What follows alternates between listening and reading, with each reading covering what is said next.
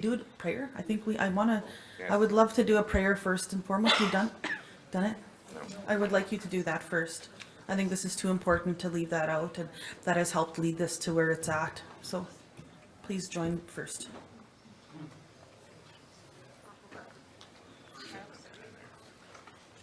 To APTN National Chief, to APTN our Regional Chief, to our families, to APTN, to all those that worked and put the time in, the effort in for this historic day.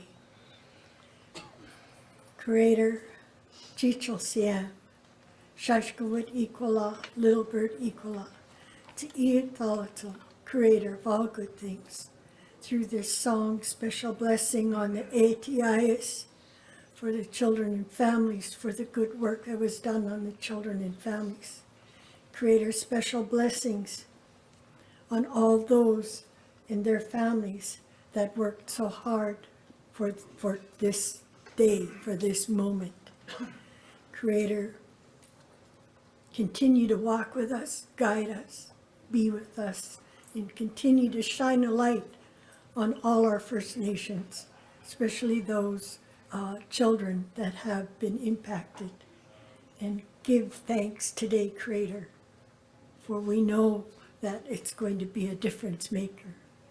Creator, through this song, special blessings on each one. This song came to our family when we were brought to our knees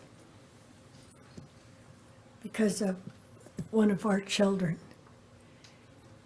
And through this song, it took us where we needed to go to help us again stand up and be strong. Ya, ya, ya, ya, ya de ya na, ya de ya na, ya we ana, ya, ya, ya, ya. Ya de ya na, ya de ya na, ya we ana, ya wera, ya wera we na, ya wera we ya, we ya we ana, ya wera. Ya we na, we ya we ana, ya we da, ya ya de ya na, ya de ya na, ya we ana, ya ya de ya na, ya de ya na, ya we ana, ya we da, ya we da we na, ya we da we ya, we ya, ya we ana, ya we da, ya we da we na. We ya, ya we ana, ya we do to eat all little high chips, yeah.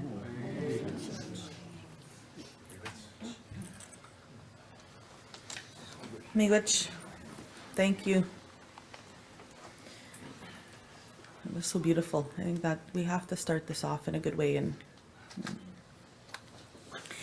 again, I'd like to acknowledge that we are gathered here today in Kahnawake territory, and Shimigwech, Knowledge Keeper, for opening us up in a good way. You're always so graceful and full of love for our people, and we appreciate you, each and every one of us. We'd also like to thank and acknowledge Ontario Regional Chief Abram Benedict and Anishinaabe Nation Grand Chief Fiddler, the Association of Iroquois and Allied Indians Grand Chief Joel Abram, as well as the Honorable Patty Hajdu, who are here with us today.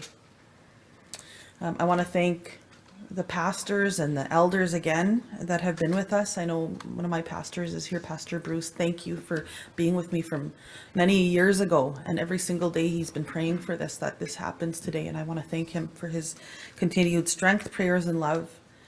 I also want to thank, of course, Dr. Gwen Point for the opening. And I just have to say that groundbreaking. That'll take me a moment. I'm glad that we have our chiefs here, and I'm glad that I went and told you before we tell the media. And I want to say that we are pleased to announce that we have secured a commitment from the Government of Canada to provide $47.8 billion in funding over 10 years for the necessary reforms outlined in the final settlement agreement.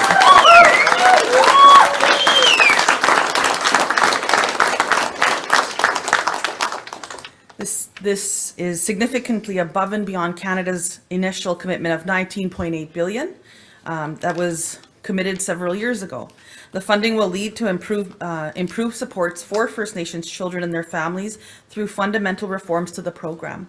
This agreement is on top of the more than $23 billion for compensation. I know that compensation is done out the door. We're thankful for that.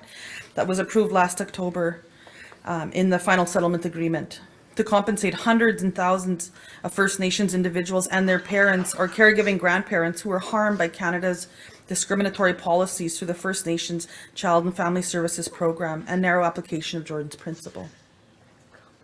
At this moment, we want to thank First Nations leadership from across this country who have played a crucial role in getting us to this point. This is from the chiefs. They did this. They pulled it together. And from the very beginning, the Chiefs of Ontario, the Anishinaabe Nation, and the First Nations Child and Family Caring Society have stood beside us as we pushed for meaningful reform together. Looking back over the past 7 months as National Chief, there's not been a day that we have stopped working, lobbying, pushing Cabinet, talking to the Prime Minister, working with Minister Hajdu. And I'm so proud of you. You've done compensation for our children, and now we're trying to change a really broken system. It's going to be hard. I know 10 years seems quick, and it will go by quick. But in 20 years from now, I hope that many of our families are back together again sooner than that. But at the same time, that we fix this system so that it quits hurting our families, our First Nations families. And you've helped us change a whole generation. And I'm so proud of you, and I lift you up in a good way. Hear, hear.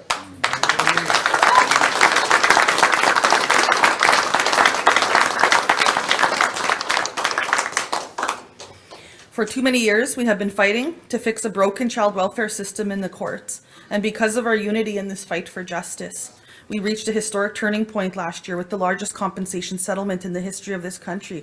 And this guy did that. So we'd like to thank the representative plaintiffs for their resilience through this process. They have been pillars of strength for the thousands of children and families who experience discrimination. Let's hold them up. Karen Osachoff, is she here? Yeah. Melissa Walterson, Ashley Bach, Noah Buffalo Jackson, my friend here, his mother, Carolyn Buffalo,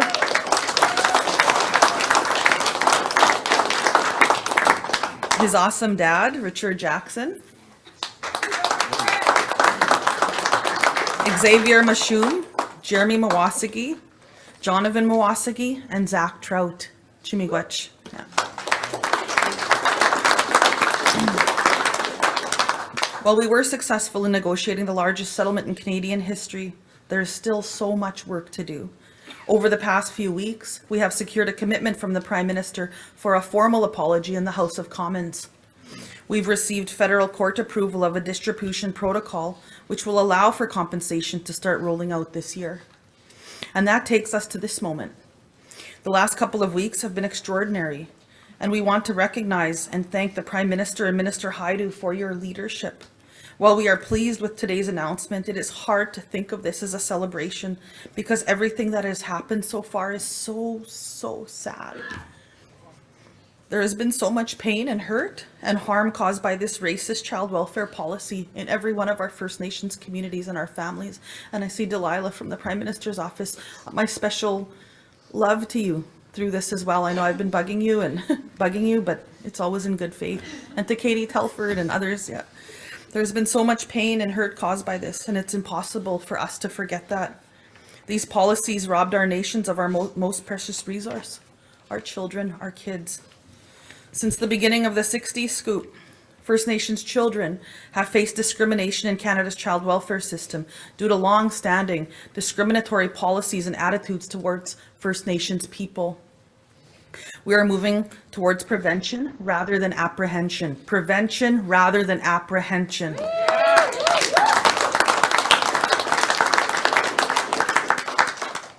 And at the end of the day, chiefs will decide that, but I know from, looking through this, working really hard on it, we encourage First Nations to take control back of our children, back to our homes, back to our communities, and people and provinces need to step out of the way and allow First Nations to be the leaders in this. Here, here. The agreement and the proposed measures will empower First Nations as sovereign rights holders to administer the Child and Family Services Program as they determine for themselves. While we believe this is a very, very fair deal for our people and our children, what our chiefs think matter more. That's why starting this month until mid-September, the AFN will host regional engagement sessions to discuss the details of this offer and hear your views and recommendations. Chiefs will expect your copy shortly. And from there, we will host special Chiefs Assembly from September 17th, 18th, 19th in Winnipeg for Chiefs to deliberate and vote on that offer. And Chiefs will have the final say. Yeah. And we go through, yeah, absolutely. And as we go through this important process together, it is important to constantly remind ourselves what this whole discussion is all about. It's about our children. It's about our future. It's about Canada's future. And it's about a common understanding that First Nations families and children are best positioned to take care of ourselves. Miigwech.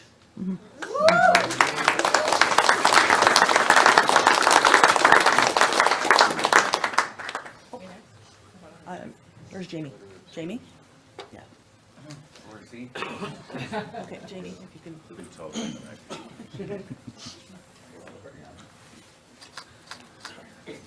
Sego, good afternoon. It's a great pleasure to stand here on behalf of our region, on behalf of the AFN, to celebrate this momentous moment. Chiefs in Ontario have been a part of this process from the beginning. Within our region, we have worked hard alongside the AFN, alongside our executive in our region, to continue to move forward the priorities to ensure that all families, not only in our region, but all regions across Turtle Island, continue to receive the support, the acknowledgement that is due, but also to ensure that our communities are receiving the compensation and are receiving the supports in going forward. As we've heard the National Chief announce, we've come to a deal with Canada, and I do want to acknowledge all the hard work that has happened. I, for myself, have only become the Ontario Regional Chief in the last couple of weeks, and there's been a lot of work that has happened before me. There's been years of work that has happened. I do want to acknowledge the National Chief, the other chiefs, my two Grand Chiefs who are here as well, and the Minister, who has also committed hard to working over the last several months, over the last several years on this file, and our legal counsel as well. I would be remiss if I didn't mention them. This agreement will bring forward transformational change in child welfare across Turtle Island, which is long overdue. The prevention services that our communities need will now have sustainable, secure funding for 10 years. Post-majority is an important part of the child welfare system and the important reform that is needed for all of our communities to continue to heal and ensure that the wrongdoings, the systemic gaps do not happen again, and our children are set on the right path. Capital is also a very important part of ensuring that we do not end up in the same spot again. And this agreement does bring capital to the forefront to ensure that our children, our families, are not in those situations again. BANREP funding is another important element, a part of this agreement, that we are happy that the entire nation, Turtle Island, all communities will now have the ability to access BANREP services for the next 10 years. Least disruptive measures is another important component. These are components that we have worked hard to ensure is in this 10-year agreement to ensure that the reform that is going to happen in the next 10 years is meaningful and continues to support our families. What is also important in this, not only part of capital to ensure our services have the infrastructure, but there's also funding available for housing. If you do not have a safe home over your head, then it is very difficult to ensure that our families remain together, our families are supported, and are safe. There's also, we have worked very hard on the dispute resolution process in this agreement, which in my opinion is a fundamental change in how our relationship is with Canada. And I do want to acknowledge our negotiating team, the AFN, and everybody at the Chiefs of Ontario for working hard to ensure that that is included in here. Because it's important that over the term of this agreement, we ensure that if there are areas, shortcomings, that there is meaningful dialogue and mechanisms to support change going forward. Because reform is important, but it's important to ensure that our children are safe. Our children have the supports that they need to ensure that they do not go back into systems, that the systems that they were in are continue to support them in revolutionary ways. I do want to say that today is very momentous, but it is, as the National Chief has said, it is now in the hands of our communities. It is in our communities across our region, across Turtle Island, will now begin the process of dialoguing with their leadership, dialoguing with their community to ensure that this deal that we have negotiated is the best and they are comfortable with it. I can tell you that as part of the negotiating team, we are comfortable with the agreement that we have seen. Otherwise, we have not put it forward. But it would not have been without the real support of the minister who is joining us here today. And I do want to acknowledge her for her hard work that she has put into this, because this is revolutionary.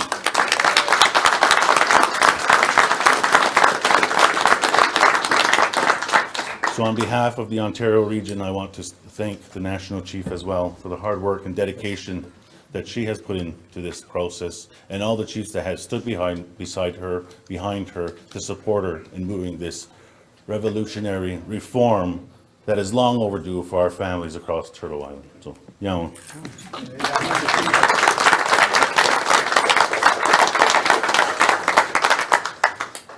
Jamie? Where's Jamie?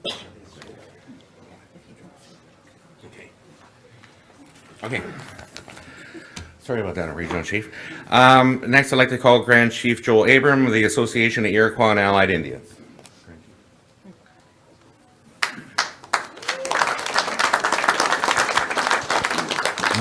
Saguli sagwegi, te was lagi ni yung get otayuni ni biget loda, onya da aga ni wagahon joda.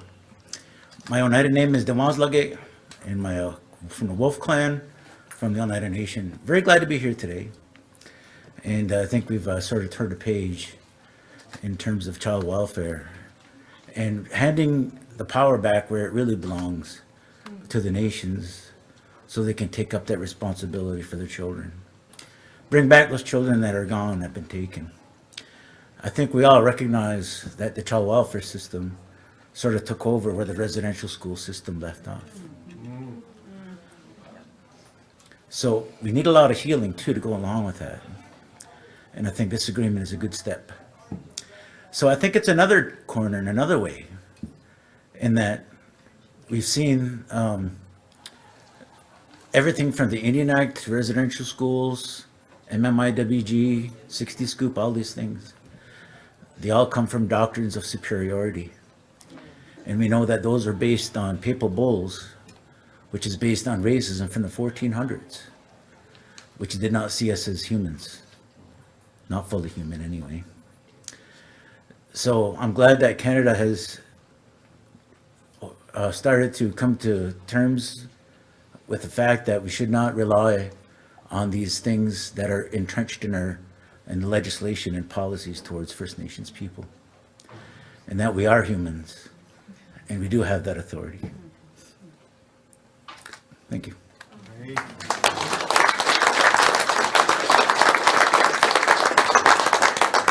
Thank you, Grand Chief. I'd like to call up Grand Chief Alvin Fiddler of Anishinaabe Aski Nation.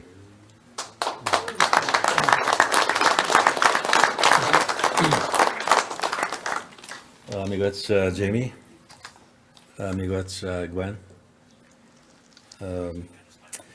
Your beautiful words and songs and prayers bring us comfort. and strength. Thank you for being here. I just want to acknowledge all of you that are in this room, including the leadership that's up here with me in the front and also throughout the room. Today's a great day for our children, our kids like Noah. I also thought about my own, I call her my big kid, even though she just turned 24, Lynette, or Jace as we call her now. Lives with fetal alcohol. And my wife Tisa and I were blessed when she came into our lives when she was just three months old. And I thought about her struggles, our struggles really as a family. And I'm sure similar to my friend Carolyn's family as well, what we have to go through and what we have to try to overcome to support our kids like Noah and Jace. And so that was sort of my morning reflection this morning when I woke up. I also just want to acknowledge our leadership from the Nishnai Basque Nation. Deputy Grand Chief Hannah Betty Asipiscum is here also. And also members of the Chiefs Committee on Children, Youth and Families, or some of them are here with us. Chief Sunny Batiste and Chief Chris Munoz is there somewhere. Unfortunately, Chris could not be in the room. He has some allergy issues. And also our incredible staff that are here with us today. Last night, around 8 o'clock, I instructed our very capable legal counsel, my friend Julian Faulkner, to put his initials on the document, signaling Nan's approval that we will indeed sign on to this historic agreement. And we know it's not the end, that there's still much work to be done, because it will not be, even though Nan is a party to this agreement, that it's not up to us as a corporate body to stamp this agreement with the sign of approval. It'll be up to our leadership. And we're trying to create as much space and time for them to do their own due diligence with their citizens, with their councils, with their tribal councils, with their agencies, and to ensure that they have the resources that they need to do this properly as we head into this special assembly that's going to be held in Winnipeg in September. I also reflected on when we made this decision back in 2016. I had just been elected as a Grand Chief of Nan shortly before, just when we made this decision, that the Nishnai Basque Nation would try to seek intervenor status. And even though our regional organization was already at the table, and also our national organization, AFN, was already there, we recognize that a lot of times in these bigger processes, the unique challenges that we have, because many of our communities are so remote, that they would probably get lost. And so we wanted to come to this process, to the table, to ensure that the unique challenges that many of our communities in the Nishnai Basque Nation currently face are addressed through this very important case. And I just want to make sure I capture what I also want to say, especially to the communities. I know many of our members are probably tuning in, that this agreement will provide remote First Nations and First Nation agencies with remoteness adjustment funding based on full implementation of remoteness quotient methodology, resulting in a national average adjustment of 30% and non-wide average adjustment of 101%. This will represent the first time ever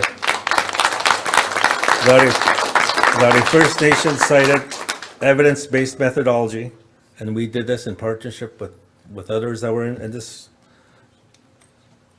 that were involved in this case, including Canada, for estimating the increased costs associated with remoteness has been applied to adjust funding for First Nations to account for these increased costs. Because a lot of times in the past, our communities have been severely shortchanged when it comes to not just federal programs, but also provincial funded programs. That the historic funding structures, when they try to adjust or factor in remoteness, they tack on 10% or maybe 12%. And we know that doesn't nearly cover what the true cost is of delivering a service or a program, whether it's child welfare, whether it's education or health or policing or capital in our communities. And so that's why we intervened. And that's why we will work hard with our communities to see full implementation of this agreement. That we'll work very closely with our communities to ensure that they have the tools, the resources that they need to do their own work. And so, in closing, I just want to express my thanks to so many people.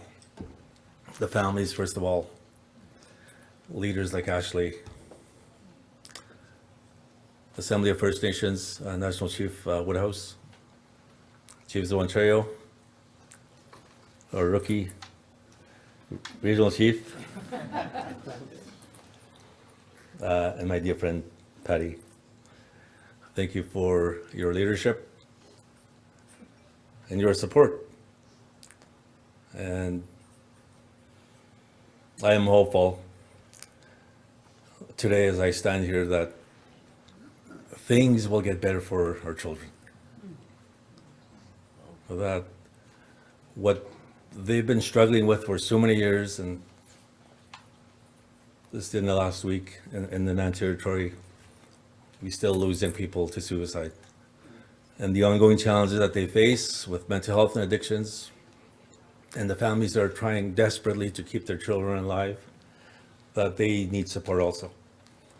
And so, to me, this agreement represents a promise to those kids and families that they will get help,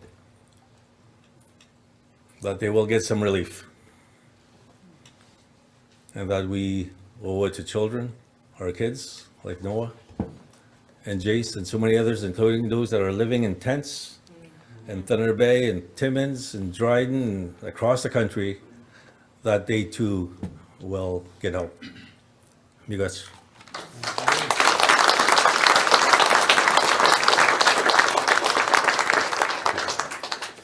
Thank you, Grand Chief.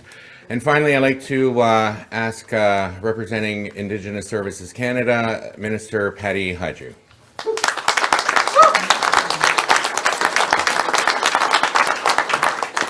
Well, I had just got myself under control, and then Alvin spoke, and so now I'm emotional again. But I do want to first of all start by thanking the elder for sharing a song that she said came from a devastating loss in your family. And I think we all felt that emotion in the song. And I think that if you are a parent today in Canada listening to this press conference, I want you to reflect on what you worry about the most, what you care about the most, what keeps you up at night, how you would feel if you could not see your child again, the worry you would have if you didn't know where your child was, and how many children, as my dear friend Alvin said, are going to sleep tonight not knowing where they belong, whether or not anyone loves them, and who cares about them. And that is what this agreement's about today. It's an attempt to change all of that. It's an attempt to bring some peace to families and to communities and to First Nations peoples who have experienced the tool of colonialism through what I would say the most cruel policy, which is to separate families. Sometimes, and I think that the politeness of First Nations people is something that often brings me to tears. Sometimes I think we don't talk honestly about this. This didn't just happen. This was a tool that was used to destroy the strength of First Nations peoples so that people could not fight for their own rights to exist in a way that they had for since time immemorial. Devastating families is a tool that's used across the world as a way to undermine people's power. Because of course, how can you fight if you're so full of grief and loss? How do you get up? And yet people do. They do every day. And they work really hard for a brighter future. Today's agreement is about a change to all of that. It's about restoring, as so many of the speakers before me said, power and control to communities and families and grandparents so that no child ever again will grow up without being surrounded by love and culture and language, knowing who they are.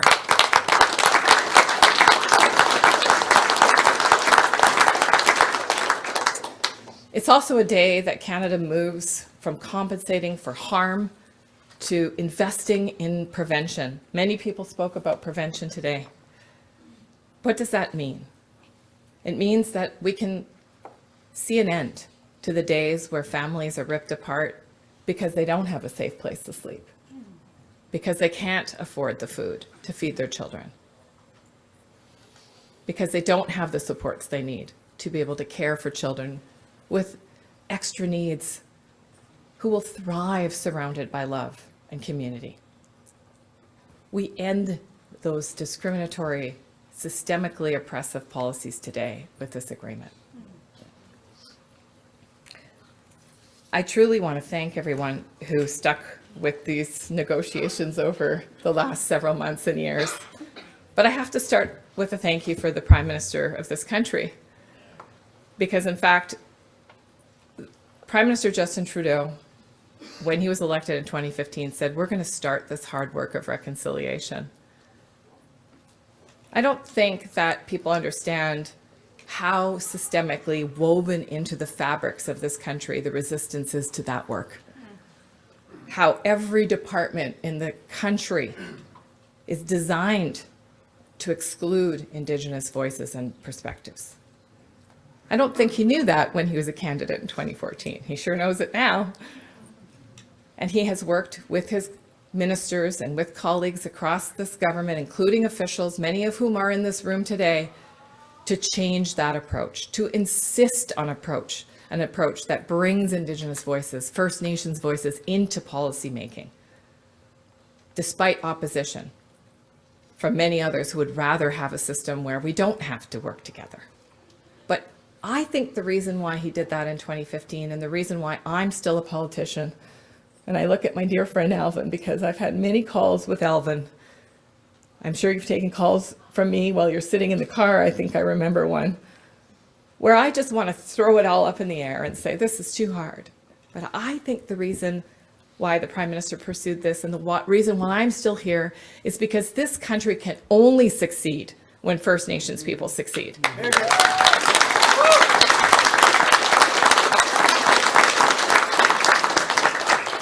Our country can't reach its true potential while we're holding people back. And so today we turn the page on that. And I know that there will be many important conversations across this country, and chiefs and regions and communities will have an opportunity to review the agreement and to talk to their leaders, and that all of you will come back here in September and decide.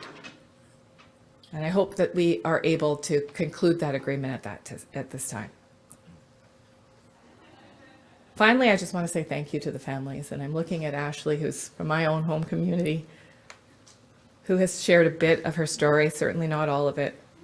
And there are so many people across this country and in this room who have had to fight so hard to not just survive, but to thrive, but who are lending their voices now on their own healing journey to be advocates for those who don't have a voice. And that's why I think those of us who enter politics for a sincere reason do it.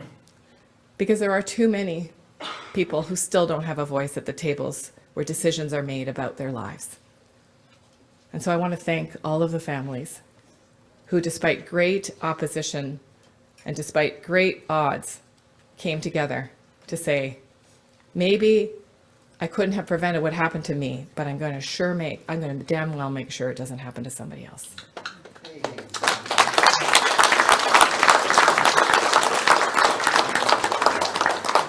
So thank you, Miigwech, merci for including me on this journey, and I am just so honored to be amongst all of you. Thank you.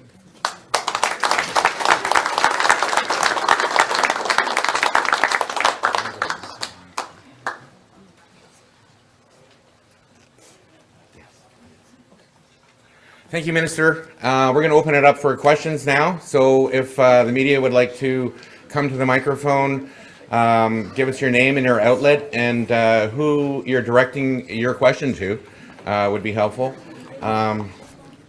Let's start that. Microphone's right up here.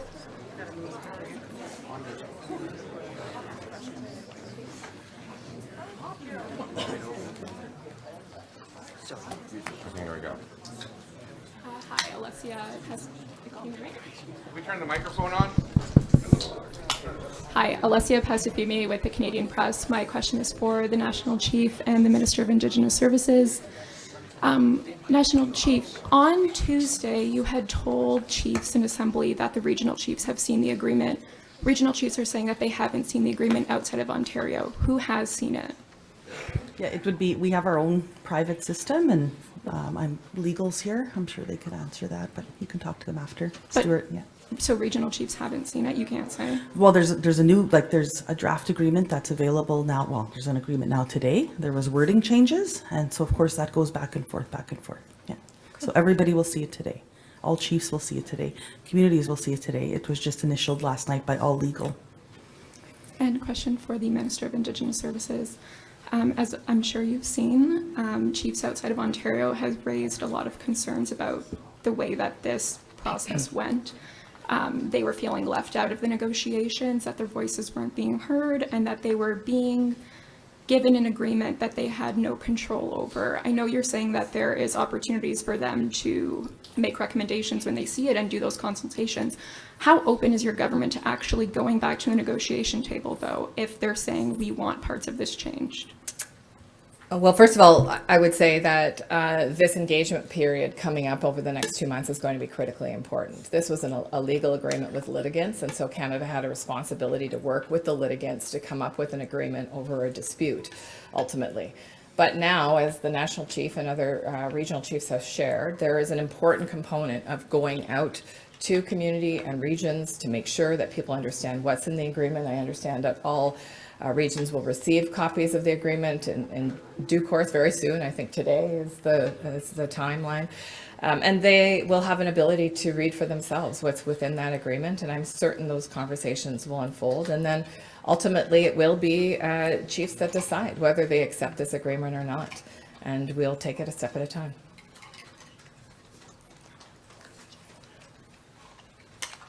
Thank you, Alicia.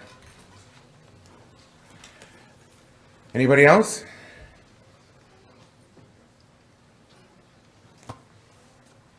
Sorry, at the back of the room here. Olivia Stefanovich, CBC News. My questions are directed to the same people, Indigenous Services Minister Patty Hajdu, National Chief Cindy Woodhouse Nepinak. I'm wondering if there is a change in government next year, what will happen to this money? How secure is it? This will be a fiscal commitment that the next government, in theory, will not be able to cut, although I do understand that the opposition leader, the Conservative Party, is not making any commitments to First Nations people, from what I understand of his remarks. And so I would say that we'll do everything we can to lock this in. It will be in the fiscal frame, so there will be a commitment to First Nations, but this is not the only program or service that First Nations rely on in partnership with the federal government. Let me just remind people that as a country, we have treaties and we have agreements with First Nations. And what would be great to see in the future, under any government, ours or otherwise, is that we don't need litigation to live up to those obligations. And what I heard from the leader of the opposition and the remarks I've seen is that he is willing to return to a time of litigation, probably over many aspects of community life. And that's just not fair. What do you mean by you will be able to solidify this money? Will it be in the federal budget? And I'm also wondering why you're making this announcement the very day that the Conservative leader appears for the first time at the AFN. Is that not political? I was on vacation. I came in this morning on the 5 o'clock flight because the parties had a deal. In fact, I was texting my dear friend Elvin last night saying I'm not coming till it's signed because, in fact, my son's in from out of town. So I didn't choose this specific date. In fact, this is when the deal concluded. You can see that, in fact, a lot of work is happening here at this General Assembly. And so that's what service is. It's actually about working on the timelines of Indigenous people and First Nations people. But a lot of chiefs here say they haven't seen the offer and you were on vacation while they were confused. How do you explain that to them? Well, in fact, obviously officials are on the ground. There's negotiators, there's lawyers in the room. They wanted to see you, Minister. And here I am. Yeah. It's a great day. Thank you.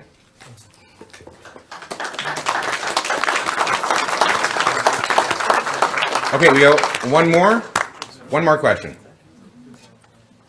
Yeah, sorry, this is a question actually about the Winnipeg murder trial that the verdict has came in during this press conference. I know it's a case that's been followed closely by First Nations communities. So Jeremy Skibicki has been found guilty of 4 counts of first-degree murder. A judge rejected his plea of not criminally responsible. Just seeking reaction from anyone who wants to respond to that verdict.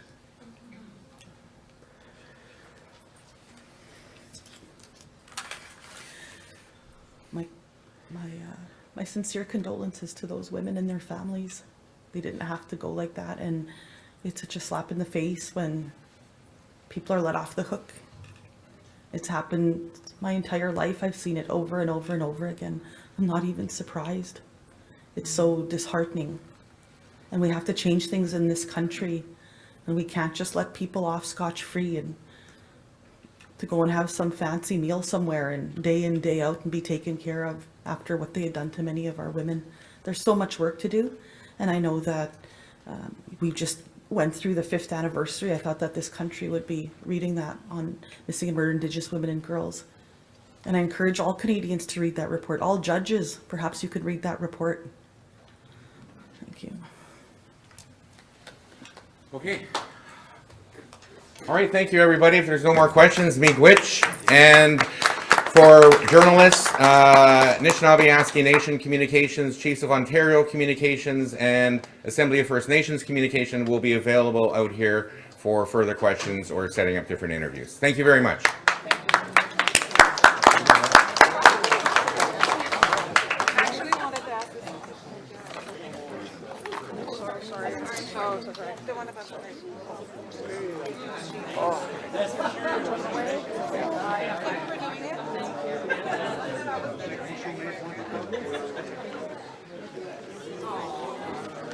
Thank you.